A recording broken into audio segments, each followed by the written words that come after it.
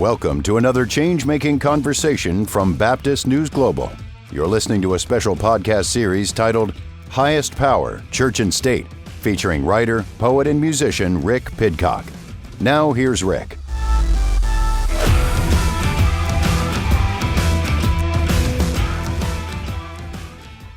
Hello, everyone, and welcome to episode 119 of Highest Power Church and State. I'm your host, Rick Pidcock, and today I've got a guest, Sheila Gregoire, and we're going to be discussing a story that's been in the news over the last week. But first, I wanted to start by giving an update on another story that's somewhat related, because there's been some confusion over the last week about this whole Mark Driscoll, America's 250th birthday thing.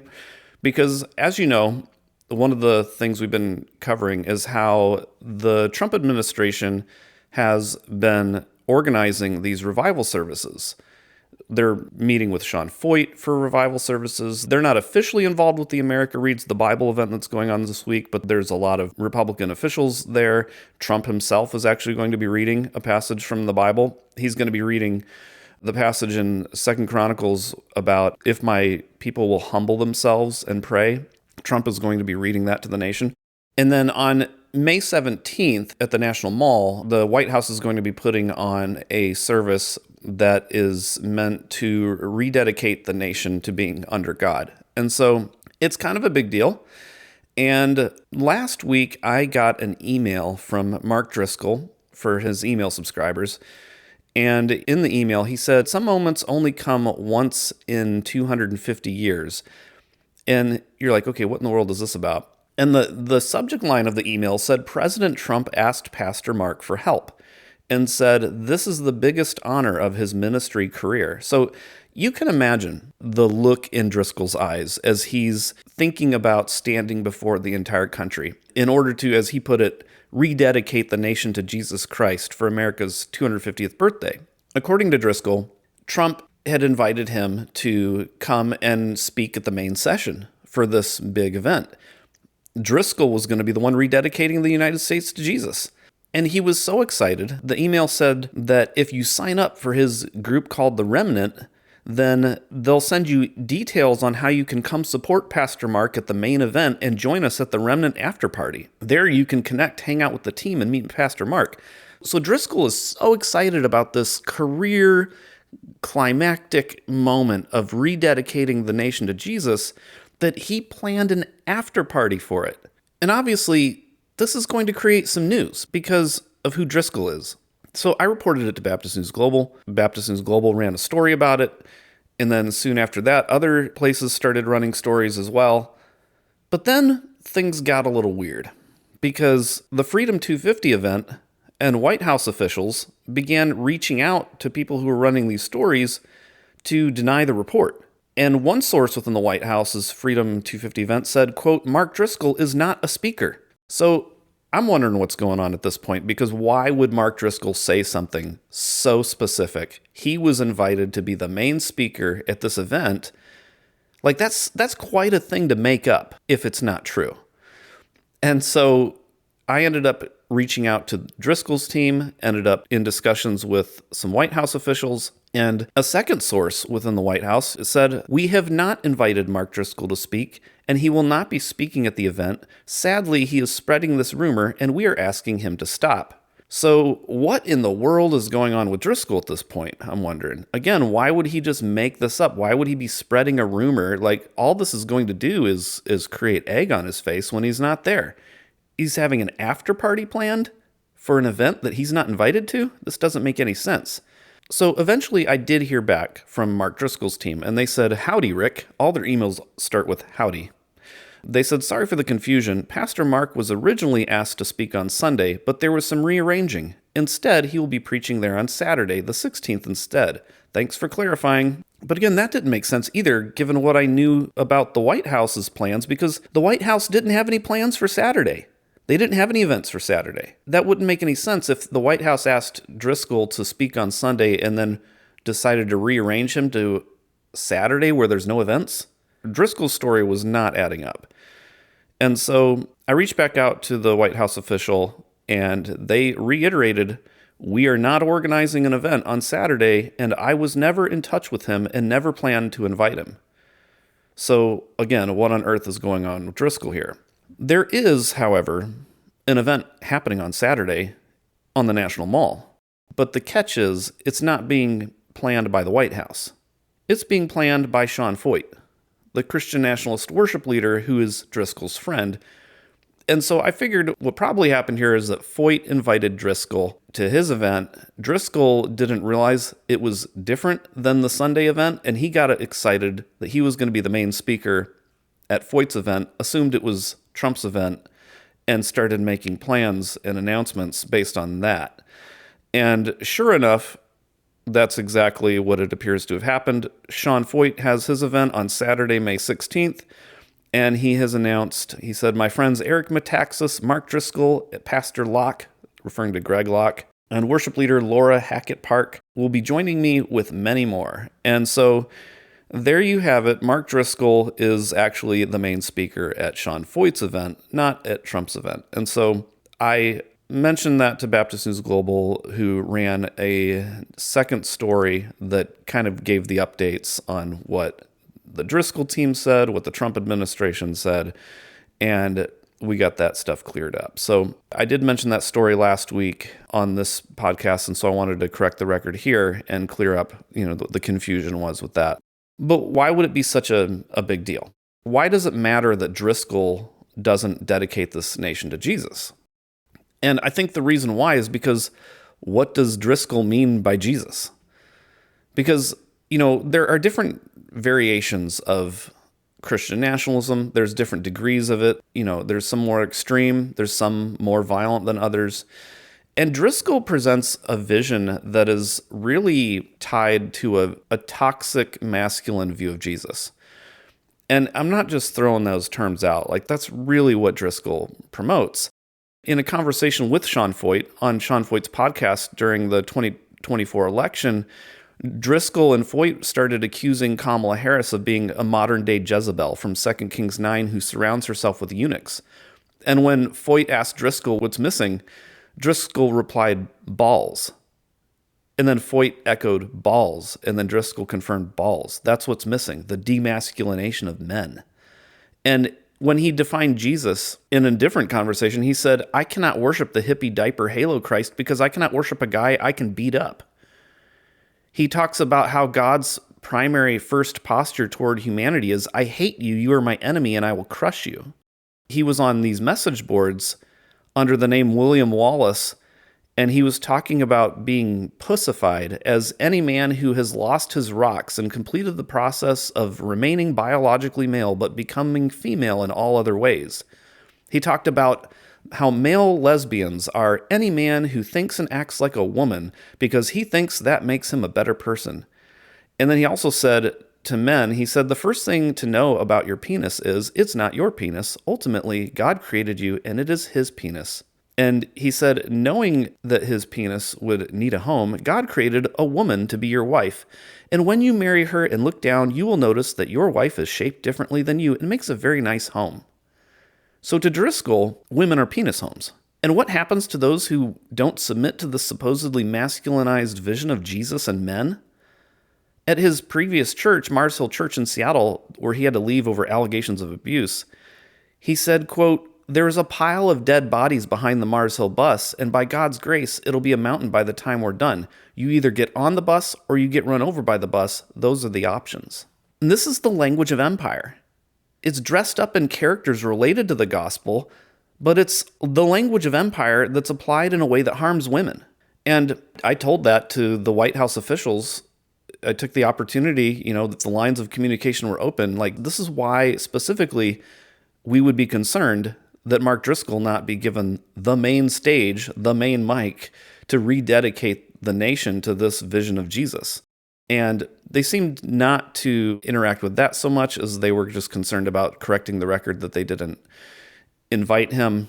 But, to me, I think it was a great opportunity to at least make the point. We need to reflect on who we're platforming, especially in an event like this, that personally I think really shouldn't be happening. But it's important for us to reflect on how men like Driscoll create this violent, masculinized vision of Jesus who's obsessed with power and penis homes, and how that transforms and speaks to our society. Because Mark Driscoll isn't the only violent masculinity obsessed man who's going on message boards and spreading sexually coercive messages about women. There's a news story that has been discussed widely online over the last week that was put out by CNN that talked about some different men that have gone on message boards to spread harm toward women. There's a story that we're going to talk about today that's very disturbing. And I want to begin by saying you definitely do not want to listen to this episode with kids in the car. Also, if you've survived any kind of sexual assault, you may want to skip this episode or listen with care. I'm going to be interviewing Sheila Gregoire to help me walk through the story, but it's extremely disturbing. So, with that said, over the past week, there's been a conversation online that has been picking up about a CNN story that talked about a website that was being called a rape academy that had 62 million visits. And there's been some confusion over exactly what the numbers are and what they mean. Some people thought it meant that there were 62 million men who were attending an online rape academy. It turns out that was the number of visits to the site as a whole rather than individual men in that group. But that said, the details of the story are terrifying. And we need to consider the degree to which Christian theologies are offering hope for the women who are on the receiving end of this harm, or if Christian theologies are offering more harm to women. So I sat down to discuss it with Sheila Gregoire, author of The Great Sex Rescue and the Marriage You Want. The story is extremely terrifying, and as I was reading it, I felt the same thing I felt when I read Sarah Stankorb's Disobedient Women, or Krista Brown's Baptist Land, or Tia Leving's A Well-Trained Wife. Like, it became so dark and so disturbing that I had to will myself just to get through reading it. So, and I know you deal with a lot of these stories, quite often with the work that you do. So, on a human level, how do you even handle approaching reading stories like this? Oh my gosh. On one hand, I'm kind of inured to it now. It kind of, I'd be shocked if it wasn't this bad at this point. Um, but I think what's hard is I just get so angry at everything. And I find when I get upset about things like this website, my anger isn't directed at the men on the website. My anger is directed at like Al Mohler and Paige Patterson and Josh Howerton and, Mm-hmm. who have nothing to do with the website per se, but it's like they're contributing to the culture, which makes that website possible. And they're not saying anything about it. And so it's like all my anger is focused on evangelical leaders, even when the story isn't about evangelical leaders.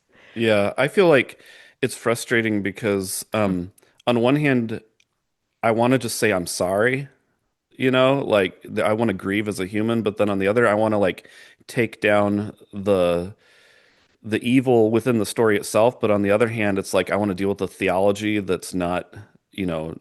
helping matters. And so there's kind of like all those different levels swirling around that can kind of get overwhelming at times. So CNN started their coverage of this story by mentioning a previous story of a dating website in 2024 that had a chat room called Without Her Knowledge, where Hmm. men would go and plan together how to drug and rape their wives as they slept. And that case ended with a conviction, thankfully. But CNN said the behavior didn't disappear. And now we're seeing it creep up in this website that came out. Everyone was talking about this last week, and they had 20,000 videos of what's called sleep content. And the Hmm. website claimed that they were a moral free file host where anything legal is hosted forever.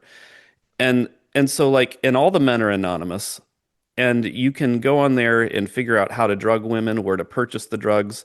Like, what do you think is motivating those men to treat women in this way? Because surely this isn't just about being sexually aroused.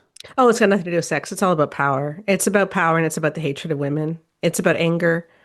They just want to get back at women for whatever perceived ills women have done to them.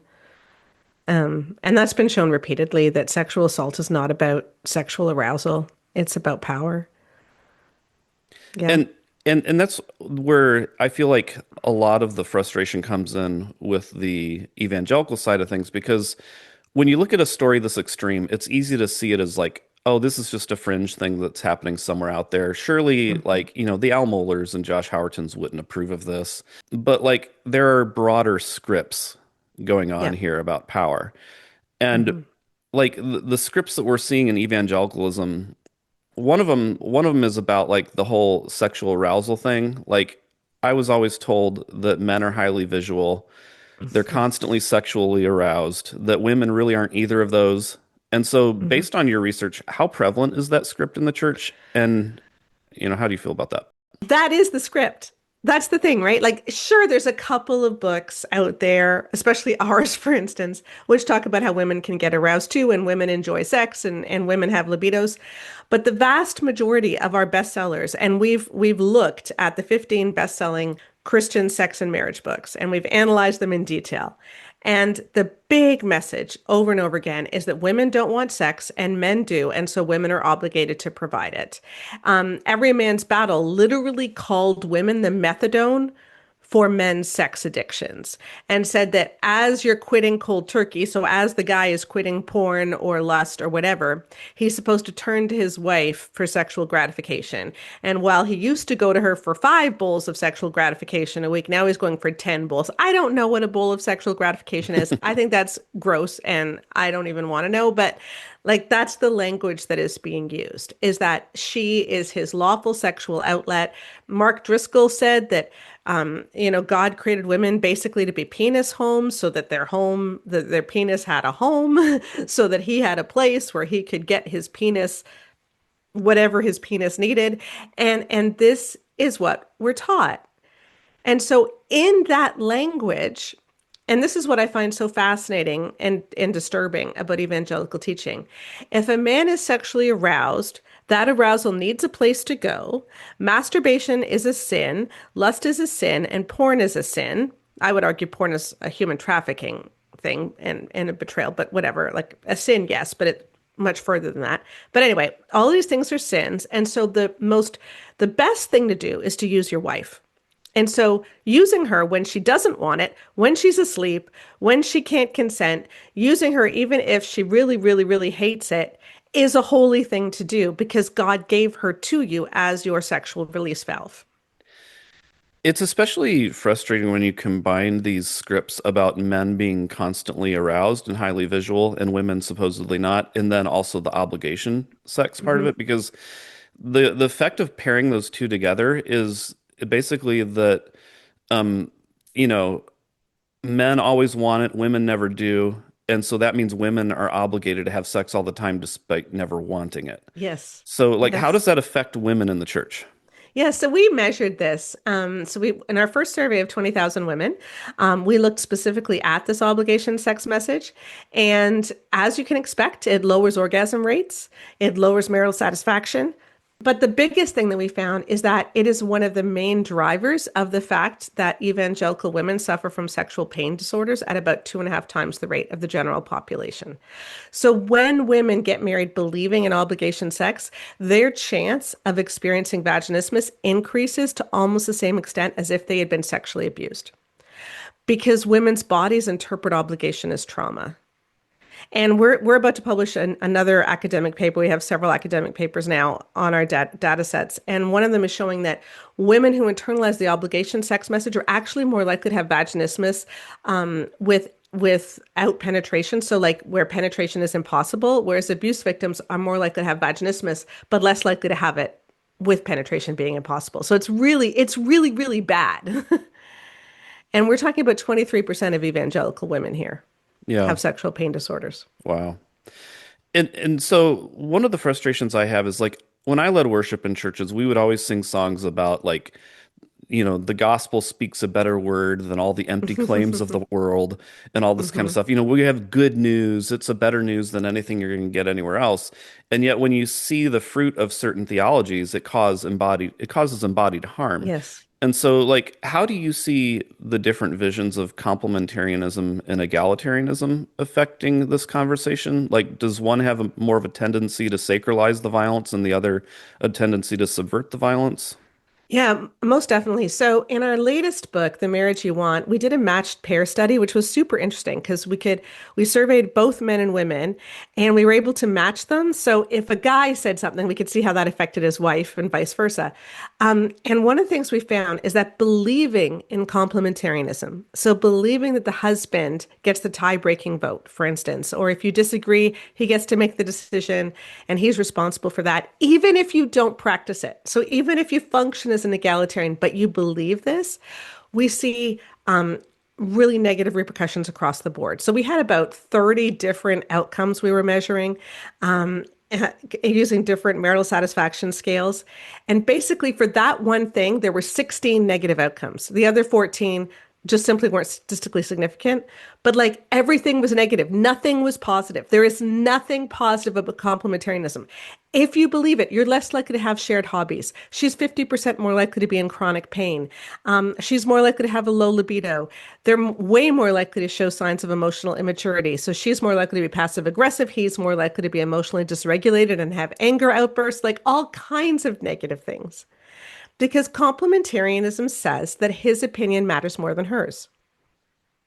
Like there is no way around it. If he gets to make the final decision, he has more say than she does over everything. That is not a partnership. You cannot have intimacy where one person's concerns and opinions aren't as valid as the others. And what's so frustrating about it too is that a lot of this is just so unrealistic and theoretical out there. Like Hmm. I've been married for like 23 years now, and I've never, in a lot of that was in complementarianism, and yet we Hmm. functioned Hmm. in more of an egalitarian way. Like I've never had to have a tie-breaking vote for anything.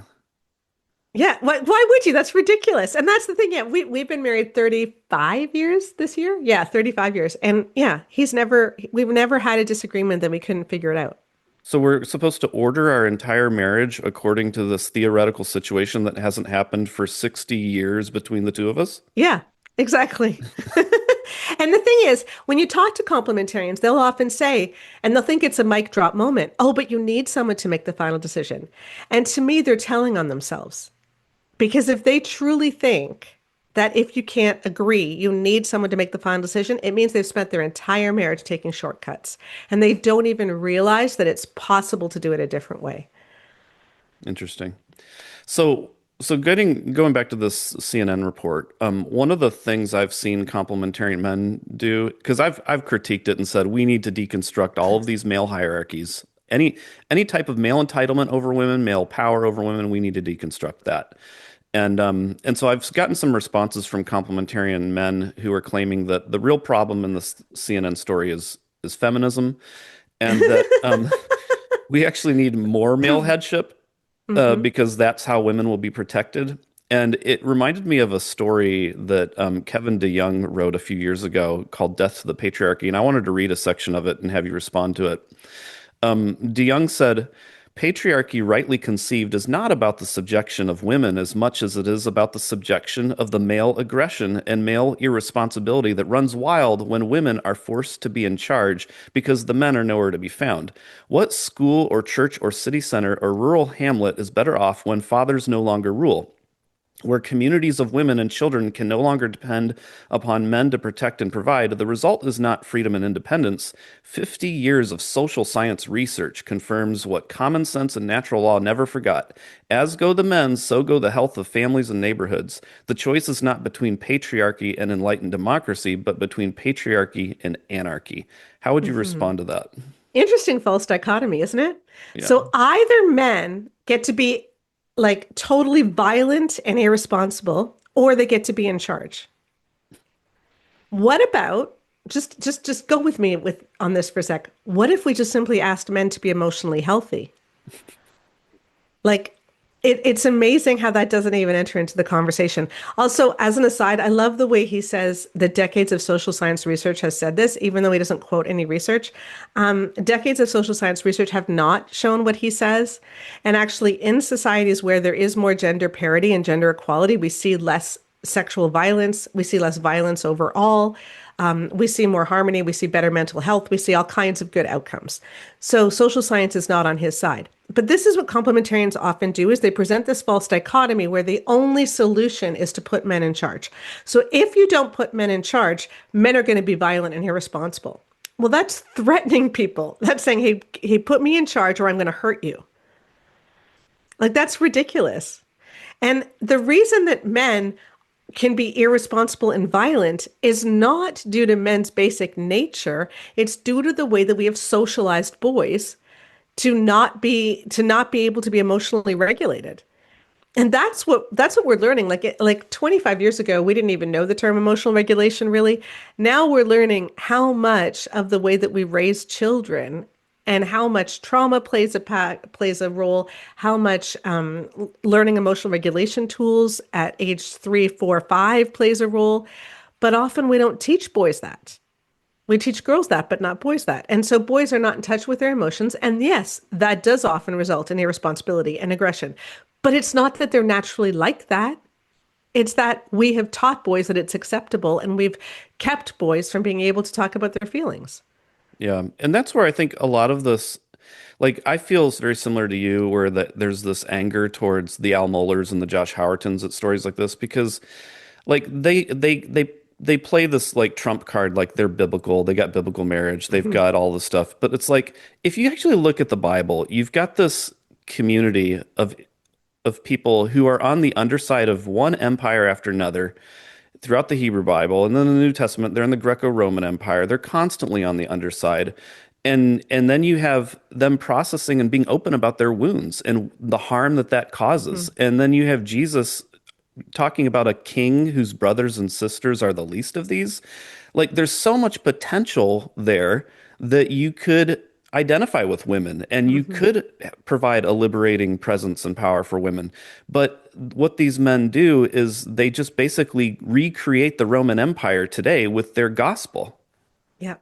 And it's interesting how they're bragging so much about how Gen Z, sorry, I'm Canadian, so it's really hard for me to say Gen Z, but Gen Z men are returning to church in droves. They're not. What's happening is that Gen Z women are leaving in such high numbers that now Gen Z men outnumber Gen Z women in churches. But that's not because Gen Z men are returning to church. It's just that they're leaving not as quickly as women are. The truth is that church is pushing women out of its doors. And that, I don't think that they have truly realized how cataclysmic that is. Like, this is the first time in recorded history that there's a generation of people where women are less religious than men. That just doesn't happen. Like, across cultures, across the world, across history, women have been more religious than men have been. And yet today, among our youngest generations, men are more religious than women because women are seeing what is happening in these churches and they want nothing to do with it. Because men like Josh Howerton, Al Mohler, John Piper, all of these guys are so distorting who Jesus is that we're pushing women away. And I think they're going to have to answer for that in big time one day. And you can see why the men would be attracted to that, because now they have this eternal purpose given to their power. Yep.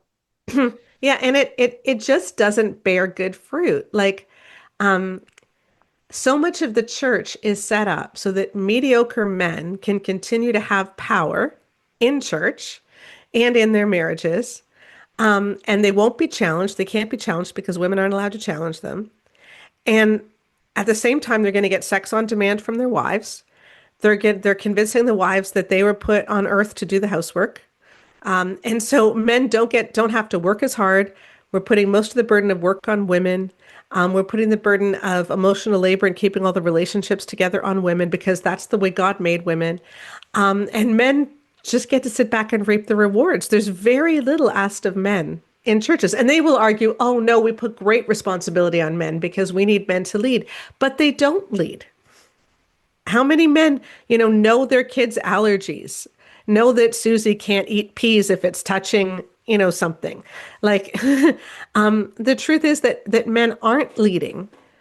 Men are just simply not working and putting the work onto women. And that's being taught by the complementarians in our churches. Yeah. One of the things that I like about what you're doing is that like it resonates with I think the teaching of Jesus in that he talks about fruit and by your fruits you will know them. Yep. And I feel like a lot of your what your research is doing is examining the fruit and it's being willing to name that this fruit is causing harm or this fruit is leading to health. And I think that's a really indispensable service for the church today. And I appreciate the work you're doing to do that and coming on and sharing that with us here. Yeah, before we started this, um, there's always been debates in the church over the role of women, and I think a lot of those debates were about the Greek in Ephesians 5:22, or the wider context of how Paul treated women, and what do we see in Romans 16, and everyone was having all these theological discussions, and we just wanted to put numbers to it. And so we've surveyed over 40,000 people now for our books. We've got peer-reviewed papers out, and we're just showing like this doesn't work. When you do it this way, when you put men in authority over women, it doesn't work. It doesn't bear good fruit. And Jesus says in Matthew 7, look, if you're trying to figure out who's a false teacher, you judge the fruit. And we've got to start doing that because I do believe that Jesus wants us to thrive. I do believe that Jesus wants us to have abundant life and great relationships and great marriages and even great sex lives. But we're not going to get there with today's teaching. And I think what we're doing is pushing people out of the church and contributing to a lot of harm that's being done, contributing to a culture that causes stuff like this horrible rape website. Could you just let everybody know where to find you? Yes, I'm at baremarriage.com, BARE, baremarriage.com. And we have the Bare Marriage podcast every Thursday. We have our big books, The Great Sex Rescue, The Marriage You Want. And just check out, if you go to baremarriage.com, there's links to my Instagram, which is super fun, and my Facebook, and everything's right there. That's it for today. Thank you so much for listening. Please like, subscribe, and rate us on your favorite podcast platform. And we'll be back with another episode on Thursday. This has been another change-making conversation from Baptist News Global. The episode you've just heard is part of a special podcast series titled Highest Power, Church and State. Be sure to follow BNG daily at baptistnews.com and subscribe to get notifications about future episodes. Baptist News Global is a national nonprofit news service that is independent, free, and faithful. BNG is supported by readers and listeners like you. Learn more at baptistnews.com. This episode was produced and edited by Mac Bowles of TKG Communications, LLC, Dallas, Texas.